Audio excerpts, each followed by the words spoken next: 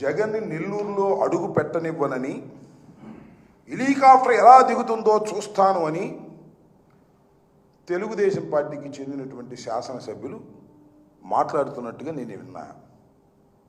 ఇదేనా ప్రజాస్వామ్యం? హెలికాప్టర్ దిగనీరా? ఏంటి మీకు వచ్చిన బాధ? నాకు అర్థం కాలేదు. ఇంత దారుణమైనటువంటి పరిపాలన జరుగుతూ ఉందని చెప్పడానికి ఇదొక ఉదాహరణ. లేటెస్ట్ జగన్మోహన్ రెడ్డి గారు కారులో వెళ్ళడానికి వీల్లేదు, హెలికాప్టర్లో వెళ్ళడానికి వీల్లేదు. ఏంటి మీ ఉద్దేశం? నడిచాలమనే వెళ్తారు, అది కూడా తొందర పడకండి. మీరు స్వయం కృత అపరాధాలు చేసుకుంటున్నారు. జగన్మోహన్ రెడ్డి గారిని పదే పదే మాట్లాడుతున్నారు. జగన్మోహన్ రెడ్డి ఎంతండి? పులివెందుల ఎమ్మెల్యే ఎంత వచ్చింది దానికి? 11 సీట్లు. మరి ఎందుకు ఇంత భయం? ఎందుకు అంటే ఈ సంవత్సర కాలంలోనే 40% నుంచి ఆయన 60%కి పెరిగాడు అనేదేగా మీ భయం. అయి ఉంటుంది బహుశా. ఎందుకంటే సర్వేలు వాళ్ళు చేయించుకుంటున్నారు కదా, ఇండస్ట్రీస్లు కూడా సర్వేలు చేయించుకుంటున్నారు. చేయించుకుని ఏమంటున్నారంటే నేను చెప్పింది కాదు, ఇది లోకేష్ గారు చెప్పాడు. గౌరవనీయులైనటువంటి లోకేష్ గారు, విద్యాశాఖ మంత్రి గారు, చంద్రబాబు నాయుడు గారు ఏకైక ముద్దుల కొడుకు, అంతా చక్రం తిప్పుతున్నటువంటి వ్యక్తి ఏం చెప్పాడు తెలుసా? ఇండస్ట్రియలిస్టులు అడుగుతున్నారంట, మేము పెట్టుబడి పెట్టాలంటే మీకు గ్యారెంటీ ఇవ్వండి, మళ్ళీ జగన్ రాడని. అంటే వాళ్ళు సర్వేలు చేసుకున్నారు. గ్రాఫ్ పెరుగుతుంది జగన్కి, వీళ్ళ గ్రాఫ్ తగ్గుతుంది. రాబోయే కాలంలో జగన్ వస్తాడనేటువంటి భయం వాళ్ళకి వేసిందని ఈయన చెప్తున్నాడు. భయం ఎందుకు?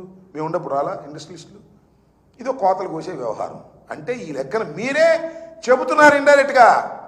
మళ్ళా జగన్మోహన్ రెడ్డి వస్తాడు అనేటువంటి భావనతో ఇవాళ మీరే పదే పదే పదే పదే జగన్మోహన్ రెడ్డి గురించి నామస్మరణ చేస్తున్నారు.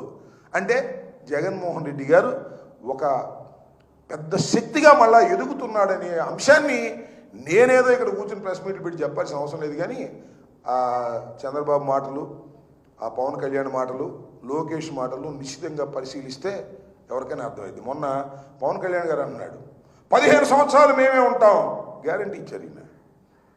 15 సంవత్సరాలు మేమే ఉంటాం, మేము కలిసే ఉంటాం. ఉండు అయ్యా, ఎవరు కదన్నారు? కలిసే ఉండు, చంద్రబాబుతోనే ఉండు, చంద్రబాబు సంఖ్యకే ఉండు, మాకేం అభ్యంతరం? నువ్వు మనం కలిస్తే మేము ఆయన అభ్యంతరం పెట్టామా? మేము చంద్రబాబుకే నేను ఊడిగం చేస్తా, నాకేమి సీఎం పోయాం అవసరంలా, చంద్రబాబు నాయుడు గారికే ఊడిగం చేస్తా 15 సంవత్సరాలు అని ఒక బాండ్ రాసిస్తున్నావా? ఇవ్వు, ఎవరు కాదన్నారు? నువ్వు ఇస్తే నీ కార్యకర్తలు ఏమో ఆలోచించుకోవాలి తప్ప మాకేంటి అంటున్నా. నేను ఒకటే చెప్తున్నా, ప్రభుత్వ వ్యతిరేకత పెరిగిన తరువాత కూటమైన ఓటమి తప్పదు. అది చూసుకోండి. ప్రభుత్వ వ్యతిరేకత చాలా జోరుగా, చాలా స్పీడ్గా పెరుగుతుంది. గ్రాఫ్ చాలా డౌన్ అయిపోతూ ఉంది. అది కూటమి మొత్తానికి వర్తిస్తుంది.